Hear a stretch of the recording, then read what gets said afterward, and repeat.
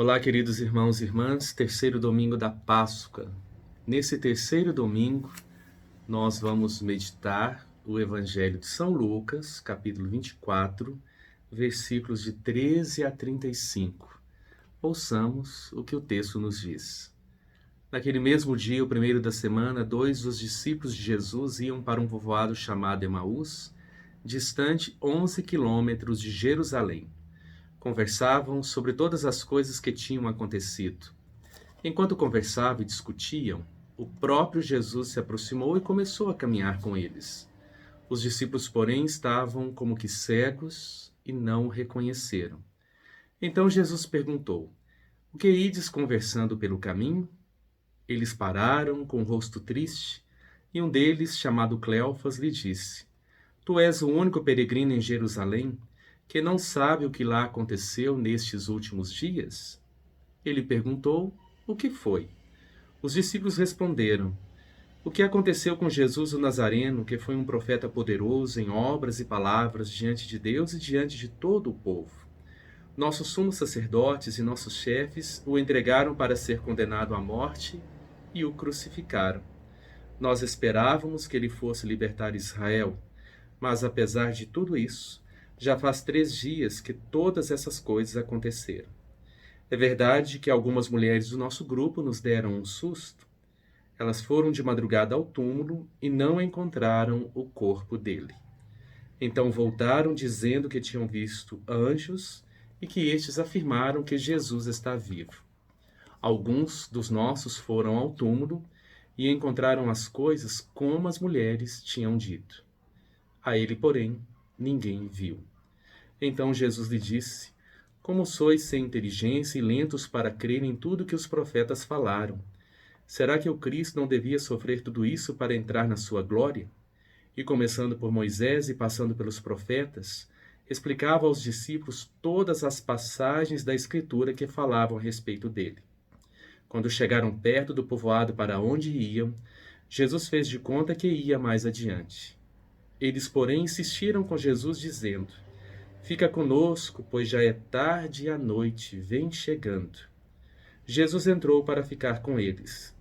Quando se sentou à mesa com eles, tomou o pão, abençoou-o, partiu e lhes distribuía. Nisso os olhos dos discípulos se abriram e eles reconheceram Jesus. Jesus, porém, desapareceu da frente deles. Então um disse ao outro: "Não estava ardendo o nosso coração quando ele nos falava pelo caminho e nos explicava as Escrituras?" Naquela mesma hora, eles se levantaram e voltaram para Jerusalém, onde encontraram os 11 reunidos com os outros. E estes confirmaram: realmente o Senhor ressuscitou e apareceu a Simão. Então os dois contaram o que tinha acontecido no caminho e como tinham reconhecido Jesus ao partir o pão. O trecho do evangelho que nós acabamos de ouvir é o conhecido trecho dos discípulos de Emaús. A caminho de Emaús, os dois discípulos caminham tristes, desiludidos.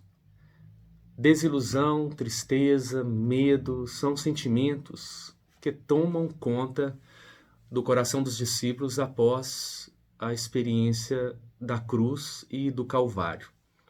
Tudo lhes parece um fracasso. Desses dois discípulos, um nós sabemos o nome, se tratava de Cleofas. É interessante que lá em São João, no capítulo 19, do versículo 25, nós temos conhecimento de um Cleofas, de uma Maria de Cleofas. São João nos diz o seguinte: próximo à cruz estavam sua mãe, a irmã de sua mãe, Maria, a mulher de Cleofas e Maria Madalena.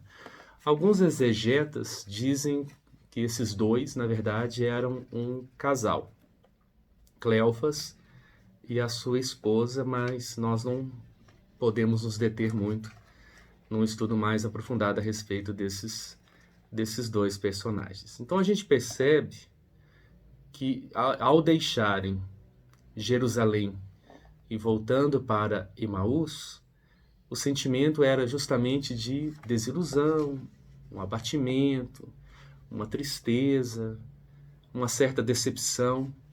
E Jesus se põe a caminhar com eles justamente nesse momento de tristeza, de desilusão, de perda realmente daquele amor que até então os motivava a tanto. E é interessante que o Jesus ressuscitado, ele não chega de uma vez falando que era o Cristo ressuscitado. A gente percebe que tem uma dificuldade dos discípulos de o reconhecerem. Então o que Jesus faz? É preciso despertar a fé. Aparentemente, estes discípulos têm o necessário para manter viva a fé. Mas a gente sente que algo morreu dentro deles. Eles conhecem as Escrituras, mas isso não lhes diz mais nada. Ouviram os evangelhos na Galileia, mas tudo lhes parece agora uma ilusão do passado. Chegou até eles o anúncio de que Jesus estava vivo por meio de algumas mulheres, mas mesmo assim eles não acreditavam. Nós percebemos que não é fácil crer que Jesus está vivo. Ainda não é fácil para nós hoje crermos de fato que Jesus está vivo e ressuscitado e presente no meio de nós. Falta-lhes a única coisa que pode arder o seu coração. São Lucas fala desse arder o coração, que é justamente o contato pessoal com o Cristo vivo e ressuscitado. Não será este o nosso problema? Por que o nosso coração às vezes não arde? Porque nos falta justamente este encontro pessoal com o Cristo ressuscitado. O nosso coração arde quando realmente ouvimos as Escrituras. Todos nós estamos sentindo muita falta de estarmos reunidos como igreja, nesta ausência de poder celebrar, nesta falta de poder se encontrar com os irmãos de comunidade, com a comunidade reunida. Será que não é o momento também, nessa falta, de não sentirmos o nosso coração arder? Para que continuar fazendo as coisas de uma maneira que não nos transforma? O nosso cotidiano precisa ser marcado pela presença do Senhor ressuscitado que caminha conosco. A fé apostólica no Senhor ressuscitado não é baseada numa história sobre um túmulo vazio. Nós não cremos num túmulo vazio. Ou mesmo na mensagem dos anjos, nós não vimos os anjos que estavam lá dentro do túmulo. Ela é baseada num encontro pessoal e atual com Jesus ressuscitado. O Cristo ressuscitado vence o tempo. Por isso esse encontro com o Senhor ressuscitado precisa acontecer hoje na nossa vida, na nossa história. E o texto nos mostra que esse encontro se dá justamente à mesa. A mesa para São Lucas, como sabemos, é um lugar eucarístico. Diante desse gesto mais eloquente realizado por Jesus na última ceia, sinal de uma vida inteira oferecida e dada por amor, os olhos dos discípulos se abriram e eles reconheceram Jesus ao partir o pão. Eles não reconhecem Jesus no pão.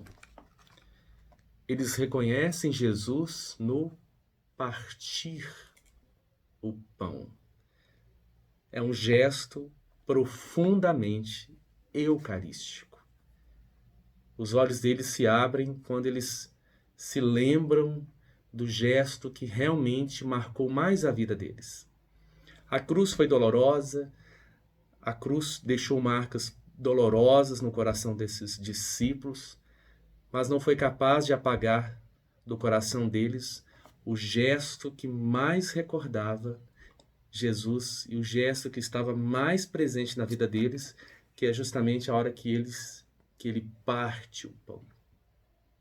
Aquele gesto jamais seria apagado, mesmo com a dor da cruz. É isso que também acontece conosco a cada domingo.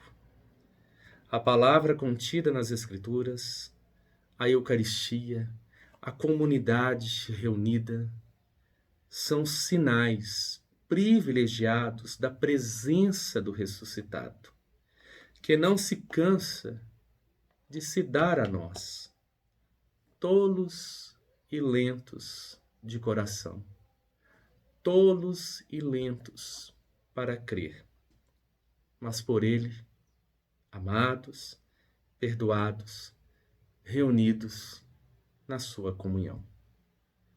Fica conosco, Senhor. É tarde e a noite já vem.